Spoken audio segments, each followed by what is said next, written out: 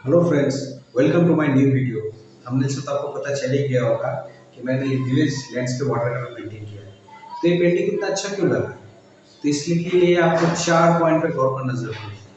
पहला number point वो है फर्स्ट टोन।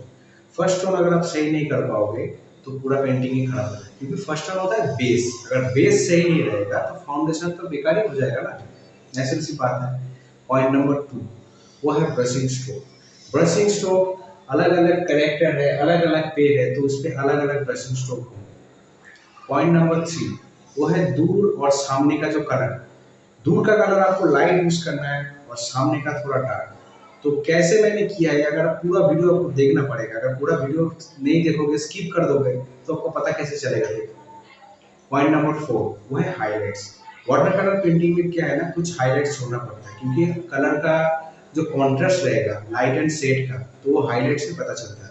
देखिए, मैंने हाईलाइट्स यूज किया है। इधर सामने कुछ पत्थर ऐसे पड़े हैं, ये दूर का थोड़ा इधर लाइट गिर रहा है। ये सब हाईलाइट्स मैंने कैसे किया है, ये सब जानने के लिए आपको वीडियो पूरा देखना पड़ेगा।